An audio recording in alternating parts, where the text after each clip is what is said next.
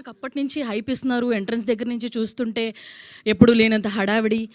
సరే ట్రంప్ గారిని నిజంగా గాయపడ్డ సింహం కింద ఏదో captions don't laugh it's a serious matter అంట. అవును సార్. ఇప్పుడు మీరు నాకేం చెప్పదలుచుకున్నారు నాకు అర్థం కాదు. ఇది సీరియస్ లాఫో పైకి వెళ్ళాక తెలుస్తుంది. అంతే అంటారా సార్? అది మనం ఆల్రెడీ ట్రైలర్లో చూస్తే వైట్ హౌస్లో ఫ్రెండ్స్ ఉన్నారు, అది ఇది మీతోనే మాట్లాడారంట, ట్రంప్ వస్తున్నారు అని చెప్పి మీకే మెసేజ్ చేశారని చెప్పి చెప్పారు. అదే కదా చెప్పిన తర్వాత అది చదివితే మనం పిచ్చోళ్ళు చేయడానికి ఏదో పెట్టినట్టున్నారని డౌట్ నాకు. Don't laugh it's a serious matter అంటే ఏది సీరియస్ మ్యాటర్? ఇదంటే ప్రమోషనల్ స్ట్రాటజీ అంటారా? ఏమేంటి సార్ అసలు దీని విజన్ పవన్ గారు, అసలు దీని వెనకల మీరేనా? అసలు ఏంటి లాస్ట్లో what a vision what a thought? పిచ్చోలా అయిపోయిందంతా, నేను పిచ్చిదని అయిపోయాను అంటే ఆ విజన్ అదంతా డైరెక్టర్ చెప్తారు. నేను మీకు ఒక రిక్వెస్ట్ చేస్తుంది ఏంటంటే, వాళ్ళకి సాయంత్రం 6 తర్వాత చిన్న పని ఉంది, సాయంత్రం ఈవినింగ్ అవ్వగానే. ఏం సార్ నన్ను లేపేసే పని ఏమైనా పెట్టారా? కాదు అది చిన్న లాస్ట్లో రివీల్ చేస్తాం 6 o'clock వాళ్ళకి ఏం పని ఉంది అనేది. దీనికి నాకేం సంబంధం లేదుగా. మీకేం లేదు. సో అది మనం కొంచెం త్వరగా ముగిస్తే మళ్ళీ వాళ్ళ బిజినెస్ దెబ్బతినకుండా ఉంటుంది. Okay okay okay sir. Sir ఇప్పుడు నాకు అంటే ఒక క్లారిటీ ఇవ్వండి సార్. ఆయన వస్తున్నారు, కశ్యప్ గారిని ఆయనకు ఒక క్లారిటీ ఉంటుంది. ఇంత డైరెక్ట్ చేసిన ఆయన ఖచ్చితంగా ఇదంతా ఈ కాన్సెప్ట్లో కూడా మీ ప్రమేయం హస్తం ఖచ్చితంగా ఉంటుందని నేను అనుకుంటున్నా.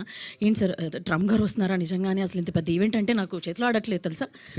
అందరూ కెమెరాస్ నీట్గా తీయండి, షేక్ లేకుండా తీయండి, మాకు సీజీకి ప్రాబ్లం అవుద్ది.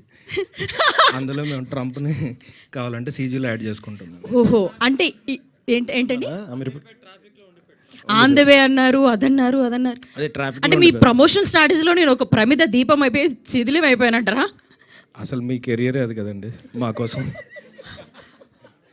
ఎంత మాట అన్నారు. ఇంతవరకు నన్ను ఇంతలా వాడుకొని ఇంత చేసి గన్మెన్లు పెట్టి ఏదేదో హడావిడి చేసి బిల్డప్ ఉండాలి కదండి కొంచెం. ఓకే అదేలేండి, సినిమాలో నాకు అర్థమైపోయింది. ఆల్రెడీ తరుణ్ భాస్కర్ గారు యూఎస్కి వెళ్ళకుండానే ఇంత హడావిడి చేస్తుంటే ఆ డైరెక్టర్ కూడా మినిమం పవన్ గారు వీళ్ళందరూ కలిపి టీం అంతా కూడా ఇంత హడావిడి అయితే ఖచ్చితంగా చేయాలి. Okay fine. అయితే ఒకసారి మైక్ దిల్ రాజు గారికి సార్, మీరు ఫస్ట్ టైం యూఎస్కి వెళ్ళినప్పుడు మీ ఎక్స్పీరియన్స్ ఏంటి? ఒకసారి స్టాంపడ అంటే మీరు పెద్ద ప్రొడ్యూసర్, ఎన్నో సినిమాలు డిస్ట్రిబ్యూట్ చేశారు, బాగా డబ్బులు వచ్చేదంతా పక్కన పెడదాం. బట్ దానికంటే ముందుగా అంటే ఎప్పుడైనా ఫస్ట్ టైం మీరు విజిట్ చేసినప్పుడు 3 సార్లు నాకు వీసా రిజెక్ట్ అయింది. Oh my god. అయితే మా తరుణ్ భాస్కర్ గారి ప్రాబ్లమే మీకు వచ్చిందనమాట. తర్వాత 2009 అనుకుంటా మరో చరిత్ర షూటింగ్ అప్రూవల్ అయ్యాక అప్పుడు స్టాంప్ వేశారు నాకు.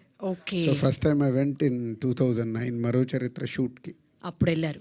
సో ఆ 3 సార్లు రిజెక్ట్ అయినప్పుడు మీ ఫీలింగ్ ఏంటి? అసలు ఏంటి? తొక్క వాళ్ళేంది ఇచ్చేది, ఇచ్చినప్పుడు పోదాంలే అనుకున్నాను.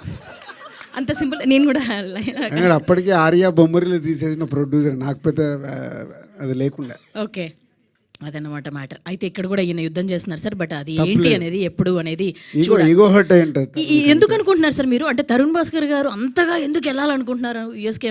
మీకేమైనా ఎనీ ఐడియా? నెక్స్ట్ ఒక కథ రాస్తున్నాం, మళ్ళీ అది రివీల్ చేయాల్సి వస్తుంది. ఓకే అయితే వద్దులేండి, మేము వెయిట్ చేస్తాం దీనికోసం. వలస పక్షులను ఒక స్క్రిప్ట్ ఫైనల్ అయింది మేము చేయబోయేది. ఓకే అదే స్టోరీ. సార్ మీరు ఇప్పుడు అదన్నా నిజం చెప్తున్నారు సార్. ఇంత డ్రామాలో ఏది నిజం ఏది అబద్ధం? నేను అబద్ధం ఎందుకు చెప్తాను, వాళ్ళ ప్రాబ్లం అది. ఓకే సార్, వీళ్ళని నమ్మకపోయినా నేను మిమ్మల్ని నమ్ముతున్నాను సార్.